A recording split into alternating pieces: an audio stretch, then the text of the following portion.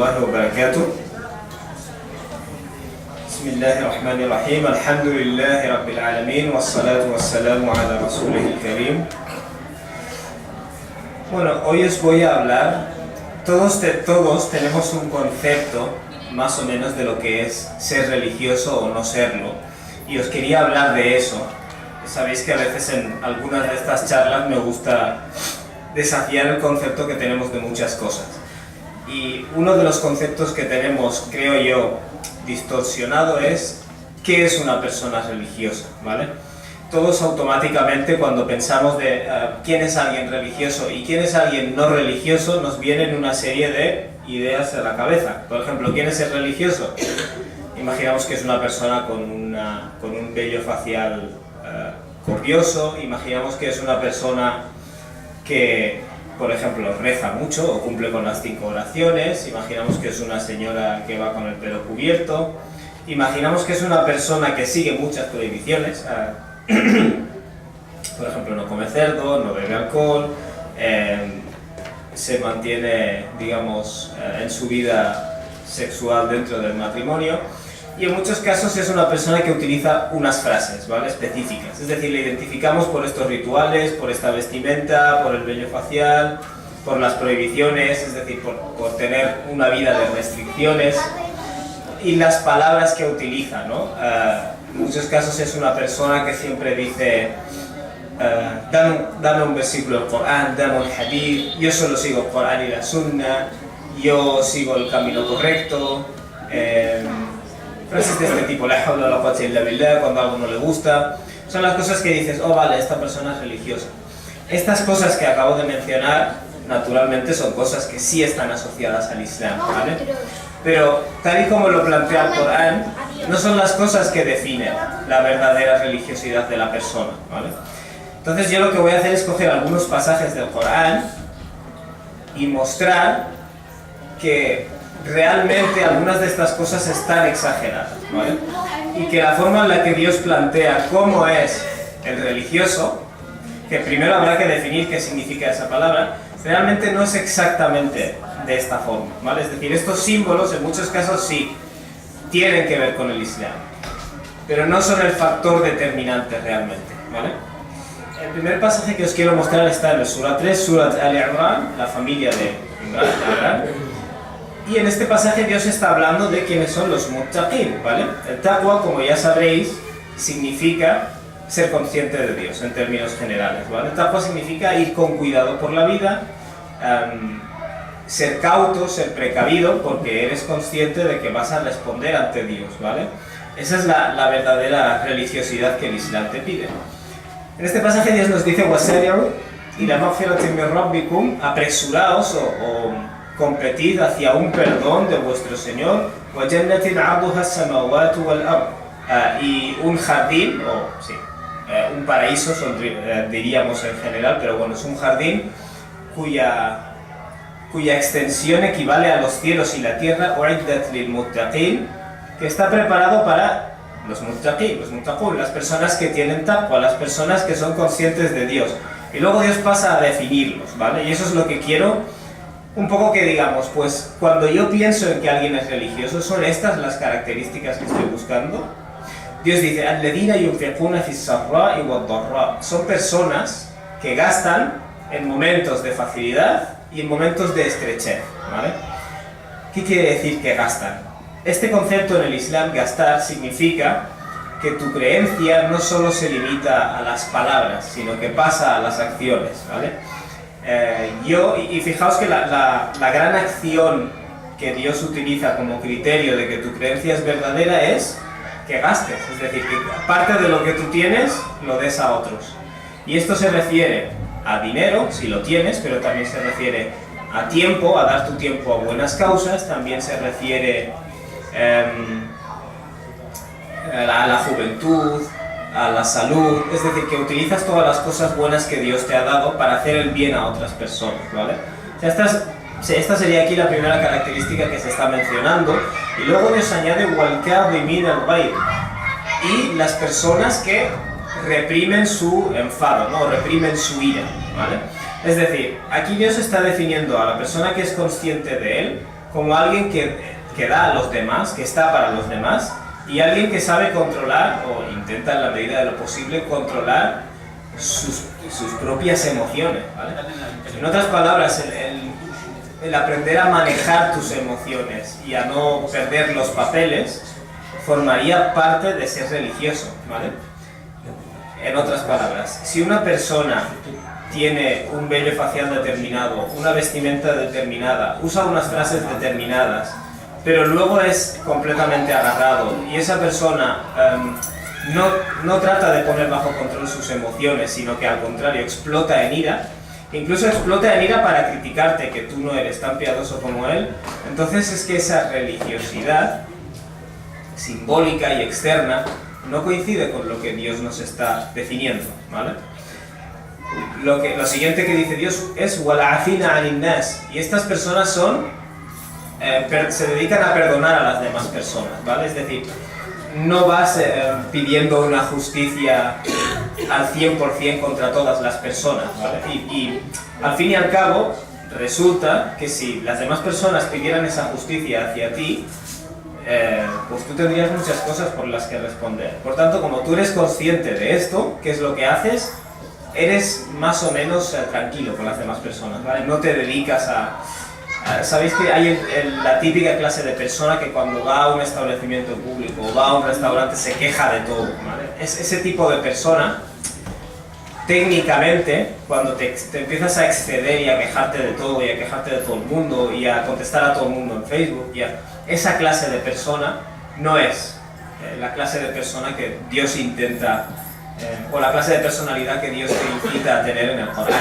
Wallahu yuhibbul muhsinin. Y Dios ama a las personas de ihsan, ¿vale? A las personas que hacen las cosas de forma bonita y de buenas formas, ¿vale? Es decir, como hemos mencionado muchas veces, el ihsan es intentar mejorar por dentro e intentar hacer las cosas de una forma bella, ¿vale? Los dos significados están dentro de la palabra. Y luego fijaos lo que dice Dios. وَالَّذِينَ إِذَا فَعَلُوا فَاحِشَةً, y son las personas que cuando cometen una indecencia, y esto de entrada ya te está dando a entender que la persona consciente de Dios no es un ángel. De vez en cuando va a cometer un error, y de hecho ese error ¿cuál es? Indecencia. De vez en cuando va a decir lo que no tiene que decir o va a mirar lo que no tiene que mirar, ¿vale? Y se parte de esa base. Dios no dice si comete una indecencia, Dios dice cuándo comete una indecencia. Es decir, está en cierto modo asegurado que ocurrirá en algún momento.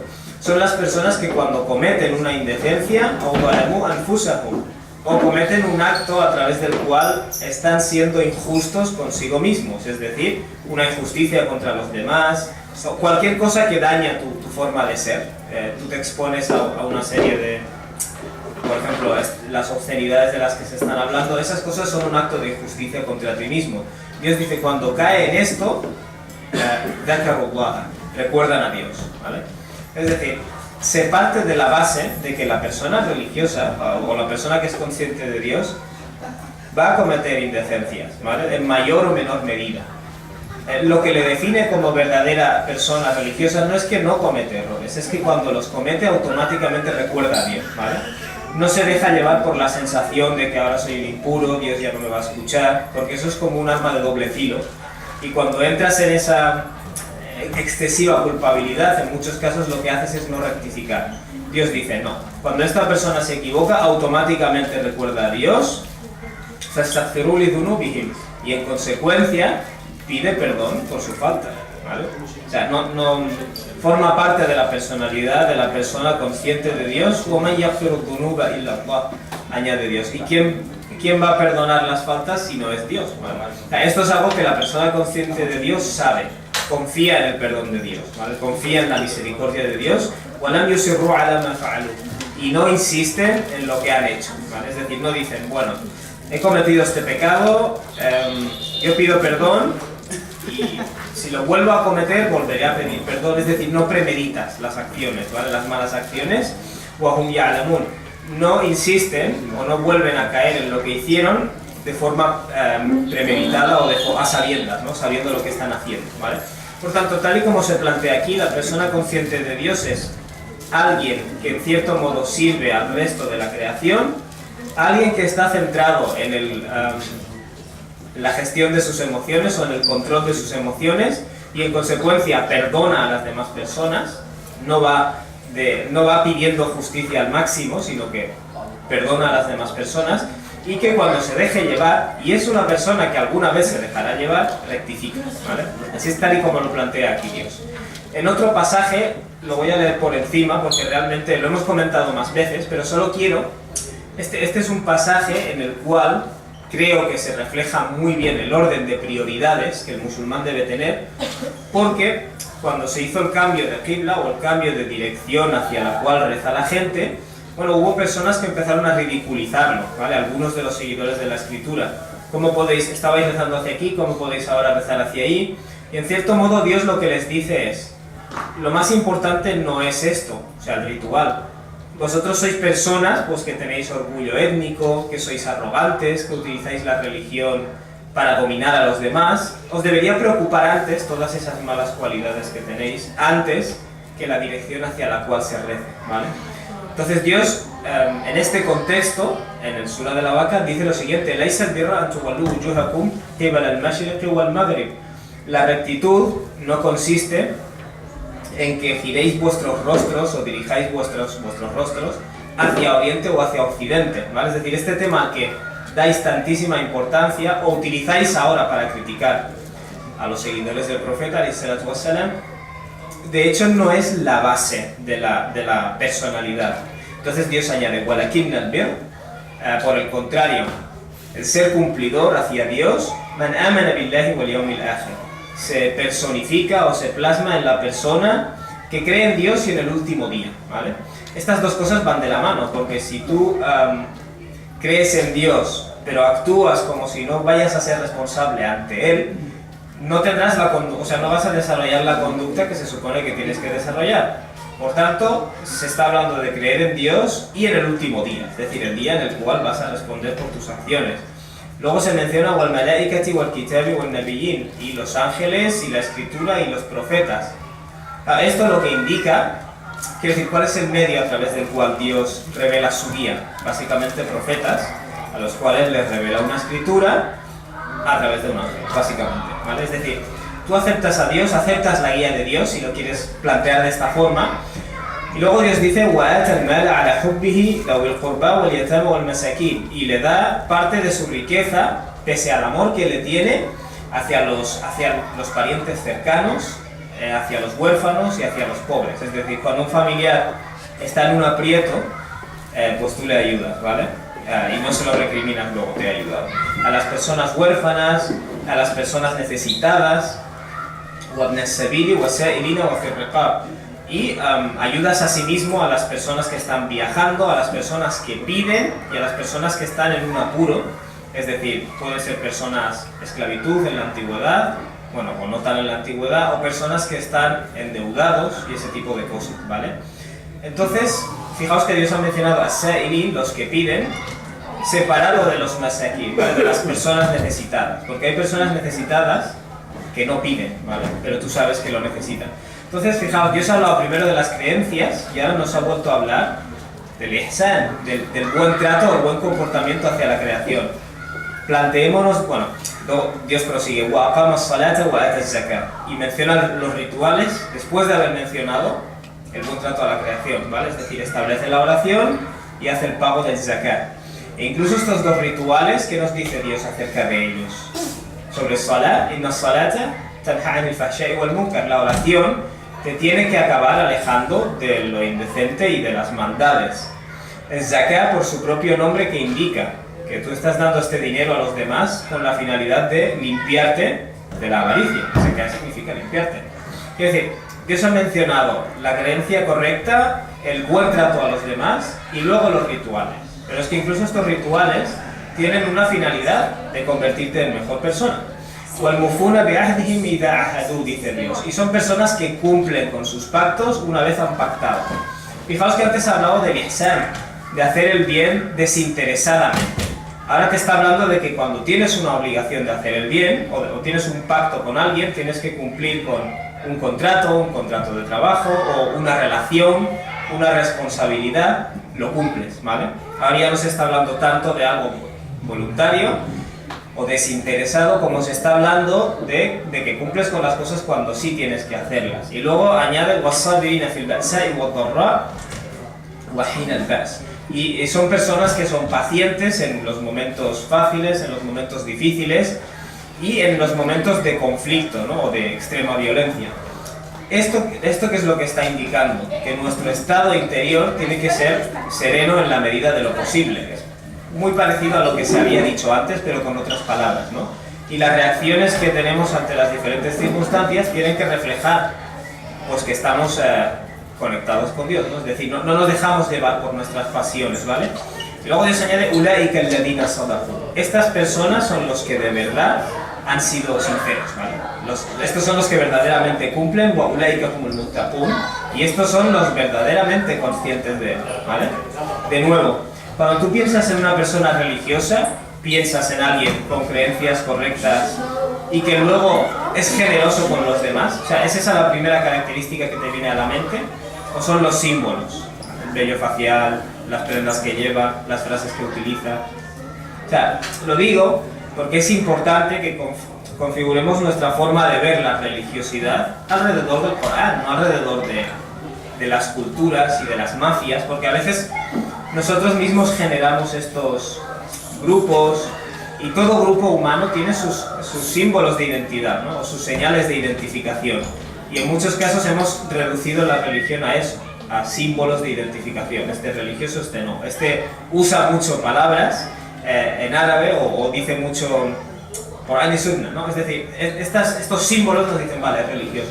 Pero no es así. Es decir, una persona puede tener esos símbolos, pero en lo que a Dios respecta, o de acuerdo a los cánones que Dios ha puesto, no es una persona de taqwa, no es una persona consciente de Dios. Y el último versículo que os quiero mencionar es muy interesante, está en Surah Al-Hadid, de Surah 57. Fijaos, Dios nos habla de Jesús, la paz sobre él, y una vez Jesús terminó con su misión, ¿qué es lo que quedó? ¿Vale? Dios dice, ثُمَّ قَفَّيْنَا عَلَى آثَارِهِمْ بِرُسُلِنَا. Luego hicimos, está hablando de los profetas de Dios, de unos profetas concretos, Dios dice, luego hicimos que otros mensajeros siguieran sus pasos, وَقَفَّيْنَا بِعِيسَى بْنِ مَرْيَمَ, e hicimos que Jesús, el hijo de María, siguiera sus pasos, وَأَتَيْنَاهُ الْإِنْجِيلَ, y le dimos el Evangelio, ¿vale? El Evangelio no se refiere a ningún libro, sino a la enseñanza de Jesucristo, ¿vale? Luego se empezaron a escribir evangelios, es decir, narraciones de diferentes personas de lo que Jesús enseñó, pero Dios no está hablando de eso, Dios está hablando de la enseñanza de Jesús, ¿vale? Dios le dio el Evangelio. Y Evangelio, por cierto, significa buena noticia, ¿vale? Buena nueva. وَجَعَلْنَا فِي قُلُوبِ الَّذِينَ اتَّبَعُوهُ رَأْفَةً وَرَحْمَةً. Y Dios colocó en el corazón de las personas que le siguieron compasión o ternura y misericordia, ¿vale? De cierto modo, el legado que Jesús dejó, alayhi salam, fue un legado de buen carácter, de buena conducta, de todo lo que Dios nos ha descrito en los otros versículos que hemos mencionado, el buen trato hacia el resto de la creación, ¿vale? Pero luego Dios nos dice algo muy interesante, el concepto del monasterio, del monacato, de la vida aislada del mundo, Dios dice, esto es algo que ellos innovaron, ellos se lo inventaron, ¿vale? En cierto modo le está diciendo, lo que se les pidió es que fueran misericordiosos, ¿vale? Y quienes siguieron primariamente a Jesús cumplieron con esto. Luego vino gente que se inventó como forma de piedad el aislarse del mundo, ¿vale? Pero esto no es algo que Dios les hubiera ordenado. De hecho, Dios añade, مَا كَتَبْنَاهَا عَلَيْهِمْ. Nosotros no se lo prescribimos en ningún momento, no se lo ordenamos. Esta idea de voy a restringirme cosas en la vida para buscar la iluminación espiritual, en cierto modo es lo que Dios está condenando aquí. Dios, o el legado que Dios dejó a través de Jesús, fue un legado de buen trato a la gente, de misericordia, de compasión. Pero la idea de religiosidad como el mundo impuro, me voy a alejar del mundo, esto se lo inventaron luego, dice Dios, ¿vale? Y para mí es muy importante esto, porque Dios lo que está diciendo es la religiosidad tal y como Jesús la planteó, alayhi salam, y como luego se desarrolló. Y aquí específicamente habla del monacato, o sea, del aislarse del mundo. Realmente son dos cosas diferentes, ¿vale? Y Dios aquí menciona que esto no lo prescribió Dios. Esto es algo que ellos innovaron con la intención de encontrar la complacencia de Dios, lo cual es una buena intención. Pero luego Dios dice, pero no supieron cumplir con lo que ellos representaban, ¿no? Básicamente. En otras palabras, cuando Dios te da una guía, si tú intentas añadir, por ejemplo, a veces intentamos añadir restricciones o prohibiciones con la ilusión de que estamos alcanzando un estado de pureza mayor. Dios lo que en cierto modo está diciendo es, si tú te sales de lo que Dios ha puesto, en cierto modo estás insinuando que hay un método mejor de acercarte a Dios que el que Dios ha enseñado, al final se va a convertir en algo demasiado grande, esa religión, ¿vale? Se va a convertir en algo o imposible de practicar, no vas a poder cumplir con las verdaderas expectativas.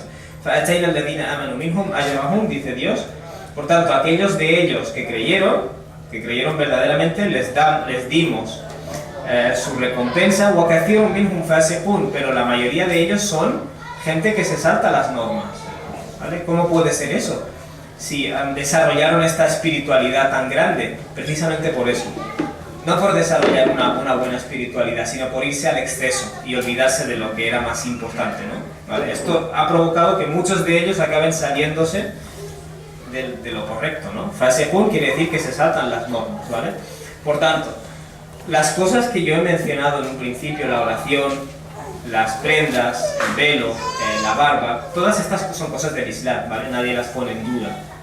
Pero es curioso que la forma en la que Dios plantea la oración en el Corán es algo que te conecta con Dios y te debe hacer ir dejando las malas cualidades, ¿vale? La idea del religioso que reza mucho, como alguien que siempre está enfadado, siempre frunce el ceño, siempre corrige a los demás, ¿vale? Es contradictoria, ¿vale? Con la forma en la que Dios lo plantea. La vestimenta, por ejemplo, es cierto que el Corán lo menciona, el Corán menciona determinados límites, pero fijaos que esto llama la atención. En todo el periodo de la revelación, el velo, por ejemplo, fue revelado en la etapa final, es decir, pero la necesidad de tener una conducta decente, modesta, con decoro, esto existe desde que el profeta empezó su prédica, ¿vale? Fue después ya de la migración que fueron revelados los versículos específicos. ¿Por qué? Porque la base es la modestia, ¿vale? Y digamos la decoración final es añadir más cubrirse más, ¿no? Pero lo que estoy intentando decir es que tú no puedes invertir el orden de las cosas. Tú no puedes decir, la prenda es súper importante, el ritual es súper importante, pero luego este ritual no me transforma, luego detrás de esta prenda no hay ninguna modestia. Entonces, ¿qué ocurre aquí? Que estamos hablando de una religión de símbolos, que no es la religión que Dios reveló, ¿vale? Y lo mismo el vello facial, en el caso del hombre. Está claro que esto forma parte de la sunna. Pero, si os fijáis, el Islam no le da ese énfasis tan obsesivo, identitario, que le hemos dado muchos musulmanes, ¿vale? Para nosotros esto es como la señal que determina si realmente es un buen religioso o no. Y eso realmente no es. Está exagerado, ¿vale? Es decir, si os fijáis, hay una serie de textos de hadith donde el profeta habla de sunan al-fitra, los hábitos naturales, ¿no? Los hábitos, las costumbres que son acordes a la naturaleza. ¿Y qué menciona? Limpiarse la nariz, rasurarse el vello púbico, rasurarse las axilas, y menciona la barba. Quiere decir, no nos obsesionamos con rasurarse el vello púbico como una señal de la sunna de la identidad, ni rasurarse las axilas. De hecho, hay personas que dan miedo. ¿Por qué? Porque no siguen esta parte de la sunna. Pero sin embargo, el otro lado, el de la barba, lo exageran, ¿vale? Lo que quiere decir es que el profeta lo planteó como parte de nuestra naturaleza. Es algo natural, no es algo artificial, porque hay gente que lo hace muy artificial, lo enfatiza tanto de una forma, como si esto fuera la base de nuestra identidad como musulmanes, que es muy artificial realmente, no es algo que fluye, no es algo natural, ¿vale? Por tanto, estos símbolos, que en muchos casos son cosas del Islam, lo que hemos hecho es coger otras cosas a través de las cuales Dios define el taqwa o la verdadera piedad, taparlas y luego coger estos símbolos porque son lo que se ve. Y lo externo, lo que se ve, es lo que solemos acentuar más. Y ese es uno de los peligros de la religiosidad, tal y como no la define Dios, ¿vale? Y una de las cosas que llama la atención del Islam es que el profeta redefinió lo religioso, ¿vale? ¿En qué ámbito entra lo religioso? ¿Los rituales solo? No, de hecho, en el hadith que mencionamos hace una semana o dos, en el cual el profeta alayhi salatu wassalam le dijo a Handala, uno de sus compañeros, Sa'atan wa sa'a, hay una hora para pasar tiempo con tu familia y luego hay una hora para estudiar la religión, ¿vale? Es decir, el tiempo que pasas con tu familia, con tus hijos, eso también forma parte de ser religioso. Nunca decimos, qué religioso es, pasa tiempo con su familia, no lo decimos. Qué religioso es bueno con los demás. Qué religioso es, no la lía cada vez que va a un establecimiento público. Qué religioso es, no la lía cada vez que va a pedir papeles o a hacer algo en un lugar público, ¿vale? Estas son las cosas que definen el Islam de la persona, ¿vale? Incluso, esto es un hadith muy interesante, el profeta alayhi salatu wassalam, es un hadith auténtico, está en Sahih Muslim si no me equivoco. El profeta está diciendo varias formas de caridad que tú tienes, ¿vale? Decir subhanallah, alhamdulillah, decir reconocer la trascendencia de Dios, dar gracias a Dios, reconocer que no hay divinidad aparte de Dios. Todo esto son formas de sadaqa, dice el profeta, de caridad, que de nuevo te está dando una definición nueva de lo que es la caridad, que no es una definición literal.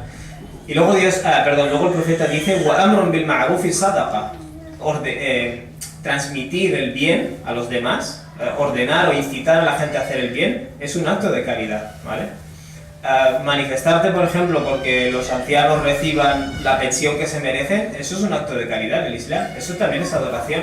No decimos, mira, qué religioso es, está reclamando la justicia, no, porque no es un símbolo. Y al no ser un símbolo, no lo identificamos tanto. Añade el profeta, وَنَهْيٌ عَنِ الْمُنْكَرِ صَدَقَةٌ. Impedir que se lleve a cabo la maldad también es un acto de bondad, ¿no? Es un acto de caridad en este caso. De nuevo, nosotros señalamos a la persona que lucha contra las desigualdades de género, por ejemplo, y decimos, mira, esta persona es muy religiosa porque está luchando contra la injusticia. Generalmente no reconocemos que el que lucha contra el mal, no identificamos eso como un símbolo religioso, cuando esos son los símbolos religiosos en el Islam, ¿vale? Y luego el profeta añade algo interesante, y con el hecho de que uno de vosotros es decir, tenga intimidad con su esposo o esposa, hay también un acto de caridad, ¿vale? Y esto es algo revolucionario. El simple hecho de seguir los instintos naturales dentro de los límites que Dios ha puesto ya es un acto religioso en el Islam. De nuevo, cuando una persona desatiende a su familia en nombre de ir a rezar, decimos, es que es muy religioso, pero no deberíamos decir eso. Deberíamos decir, esta persona está pisoteando parte del Islam. De hecho, es curioso que una persona que solía desatender a su esposa y rezar toda la noche, la esposa se quejó al profeta, y el profeta le dijo, tu cuerpo tiene unos derechos sobre ti, debes descansar, tu esposa tiene unos derechos sobre ti, ¿vale? Es decir, eso tenemos que tenerlo en cuenta, que la religión es como lo que Dios nos ha dicho del monacato. Es una religiosidad externa, pero a veces es falsa, ¿vale? Es la persona y cómo conduce su vida lo que define quién es religioso. قالوا يا رسول الله, dijeron mensajeros de Dios, أيأتي أحدنا شهوته ويكون له فيها أجر. Si una persona cumple con sus instintos, recibe una recompensa por ello. Quiere decir, te mereces una recompensa por cumplir, digamos, tus instintos básicos. Y el profeta respondió, fijaos, fijaos en lo siguiente, dice el profeta, لو وضعها في حرام أكان عليه فيها وزر. Si la persona los llevara a cabo, ¿no? O los manifestara, es decir, si la persona pusiera en práctica sus instintos básicos de una forma prohibida, eso no sería un peso, es decir, la carga de un pecado sobre él.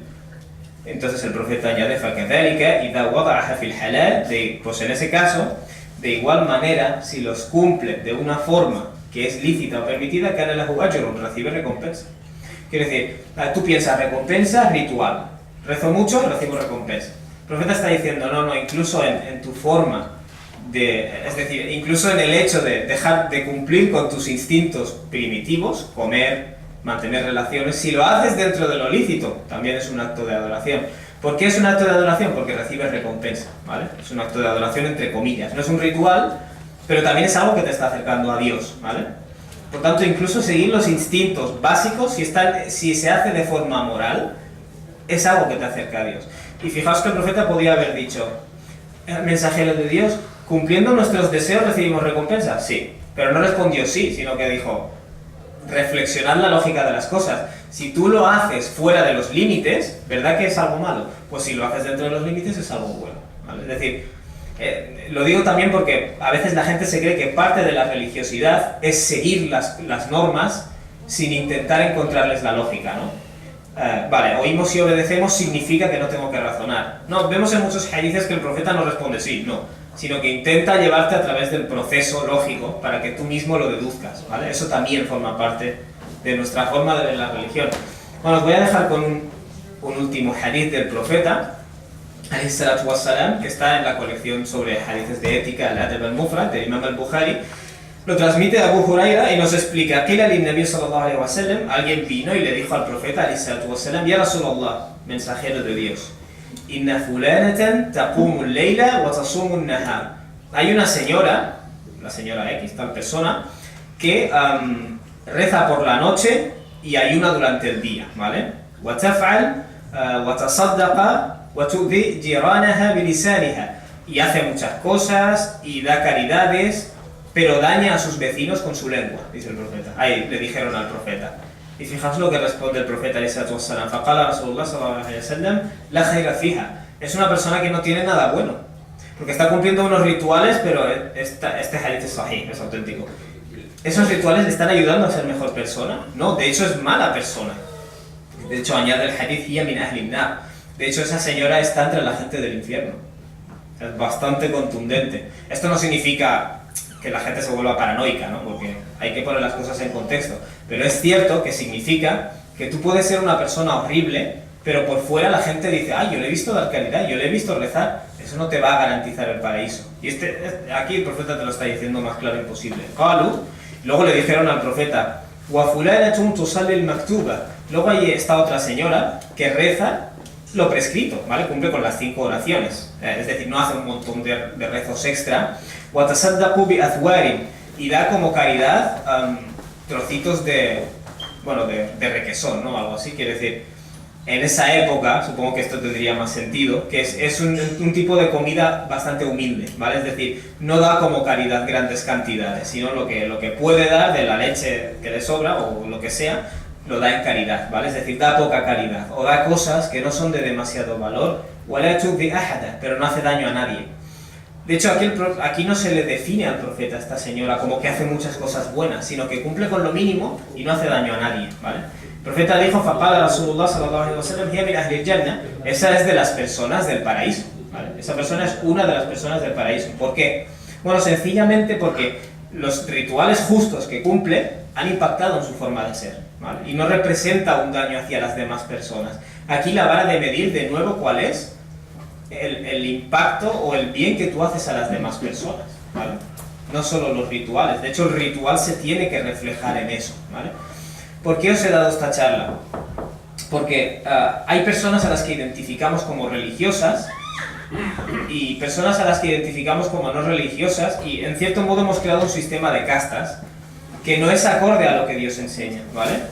Y a veces conoces, por ejemplo, cuando viajas y das charlas, conoces a mucha gente, pues que externamente dirías, este no es religioso, ¿vale? Quizás no lleva esas prendas, esas palabras, esas cosas, pero luego cuando interactúas con ellos, son gente muy consciente de Dios, muy preocupada por portarse bien con los demás. O sea, a efectos del Corán, yo entiendo que son más religiosos. Luego conoces a otras personas muy simbólicas, pero a lo mejor tratan mal a la gente. Se dedican mucho a criticar a los demás, a señalar errores en los demás, ¿me entendéis? Entonces, tenemos que redefinir lo que entendemos por religioso y por no religioso. Porque a veces decimos, no, es que es religioso, es que sigue la sunna. Sigue la sunna, ¿qué significa? Que tratas bien a la gente. Primariamente la sunna es eso. No tiene este símbolo específico en el vello facial o en el tamaño del pantalón. Quiero decir, tenemos estas cosas que en cierto modo, pues quieras o no, recuerdan mucho a la gente de la escritura, ¿vale?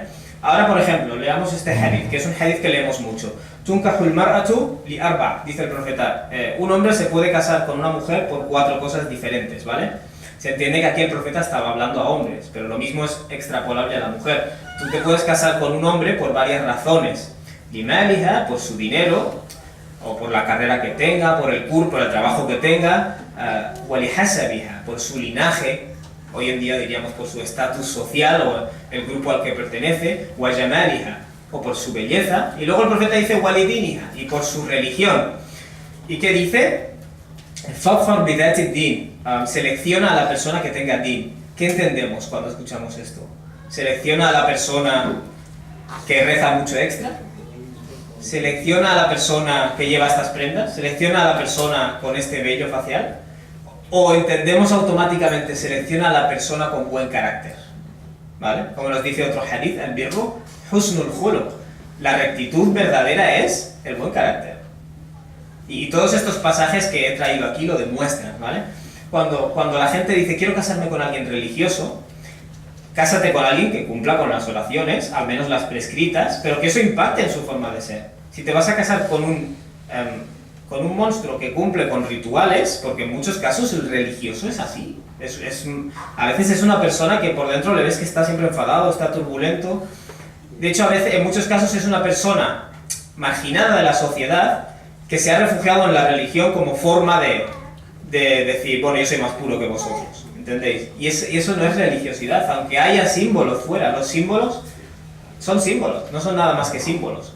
Y luego el profeta añade, bueno, de esta forma vas a tener éxito, ¿no? ¿Vale? Por tanto, quiero que redefinamos el concepto que tenemos de lo que es ser religioso, de lo que es ser piadoso, ¿vale? Y no nos obsesionemos con los símbolos externos, porque este es un error que la humanidad ha cometido siempre. Y el Corán no es que no nos hable de esto, nos habla mucho de estas cosas, ¿vale? Asimismo, cuando una persona que no es musulmana te pregunta, ¿tú eres religioso? Yo a veces no sé qué responderle, porque desde su perspectiva, la palabra religioso tiene unas connotaciones con las que yo no me identifico. Por ejemplo, la persona agnóstica media o atea que te encuentras en la calle, ¿qué entiende por religioso? Alguien que cree en algo sin pruebas, alguien que sigue restricciones, mientras que para mí es justo lo contrario. Precisamente no me voy a creer nada sin pruebas. ¿Por qué? Porque esa es la definición del Corán. Por eso tenemos que cambiar nuestra definición. Soy una persona que disfruta, para mí una gran parte del din es disfrutar de la vida, disfrutar de las cosas cotidianas, no ser un bicho raro que se aísla de la sociedad y critica a todo el mundo y todos son impuros. Es decir, eso no es la religiosidad del Islam. Entonces cuando la gente te dice eres religioso, primero definamos qué significa religioso y luego te responderé a la pregunta. Pero no puedo responderte cuando yo ya sé que en tu mente hay una serie de connotaciones que quizás son equivocadas, ¿vale? Por tanto, esa es la idea, redefinir el concepto de lo religioso, primariamente como algo que gira en torno al carácter y, por supuesto, a tu relación con Dios, pero esa relación con Dios impacta en tu carácter, quieras o no, ¿vale? Y eso es parte es la base del mensaje del Islam, ¿no? Con esto termina la charla. Subhanakallahumma wa bihamdika, ashhadu an la ilaha illa ant, astaghfiruka wa atubu ilayk.